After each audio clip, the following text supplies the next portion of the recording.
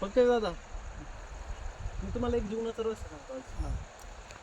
ज्या वेळेला आपण जन्माला येतो ना, हम्म. तर जन्माला आल्यानंतर एकदम लहान बाळ असतं हो.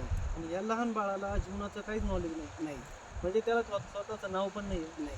स्वतःचं गाव माहीत नाही आहे, स्वतःची जात नाही आहे, नाही. स्वतःचा धर्म नाही आहे, आई वडील कोण आहे हे माहिती नाही, या जगात दिवस आणि रात्र नावाचा प्रकार आहे हे माहीत नाही, सोमवारपासून सोमवारपासून रविवारपर्यंतचे 7 वार आहे हे माहीत नाही, 365 दिवसांचं वर्ष हे माहीत नाही आहे, किंवा 30 दिवसांचा वर्ष होतो हे सुद्धा त्याला माहीत नाही.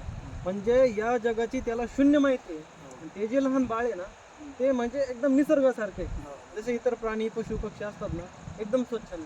तुम्ही कधी पण लहान बाळाला बघा, एकदम आनंदी राहणार, ते त्याचं हसणार, त्याचं निवांत राहणार, ते कुठलाही टेन्शन घेणार नाही, कुठल्याही स्ट्रेसमध्ये नाही, एकदम निवांत. मग हेच बाळ जेव्हा मोठं होतं ना, मग त्याला आपण स्वतःचं नाव देतो, स्वतःचं गाव सांगतो, त्याचे आई वडील सांगतो, त्याचे नातेवाईक मामा हे ते बाकीचे लोक सांगतो, तर त्याची माहिती त्याला आपण करून देतो.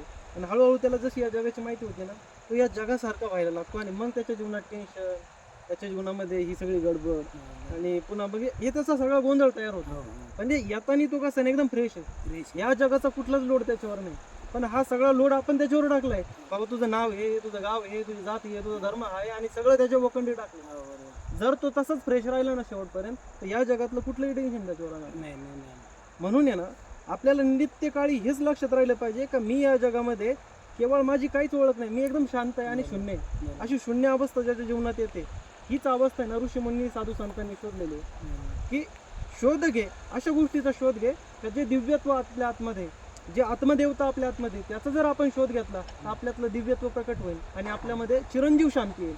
आणि असा शांत माणूस कोणीच कधी त्याला डिस्टर्ब करू शकत नाही, त्याचा परमानंद कोणीच त्याचा हरवून घेऊ शकत नाही. आणि हाच माणूस जीवनामध्ये कधीच दुःखी होत नाही, परमानंदामध्ये नेहमीच राहतो, शून्य अवस्थेत राहतो. मला वाटतं हेच जीवन प्रत्येक मनुष्याचं असलं पाहिजे. बरोबर.